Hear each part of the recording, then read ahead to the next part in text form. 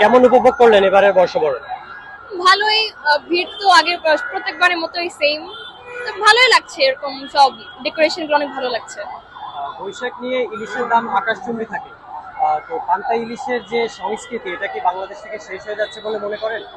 না, আসলে শেষ হচ্ছে না, কারণ মানে দিন দিন হ্যাঁ ইনফ্লেশন বাড়ছে ঠিকই, কিন্তু মানুষজন ঠিকই কিনছে, অ্যাফোর্ড করতে পারছে, সো সবাই ভালো মতোই মানে কিনতে পারছে, খেতে পারছে। বাংলা কত সাল চলে মনে আছে? আর 12 মাসের নাম কি বলতে পারবেন? একটু ট্রাই করবেন। বৈশাখ, জ্যৈষ্ঠ, আষাঢ়, শ্রাবণ, ভাদ্র, আশ্বিন, কার্তিক, অগ্রহায়ণ, পৌষ, মাঘ, ফাল্গুন, চৈত্র। আহ, নতুন প্রজন্মের বাচ্চাদের কি বাংলা 12 মাসের নাম শেখানো হচ্ছে? না শেখানো হলে কেন? অবশ্যই হচ্ছে।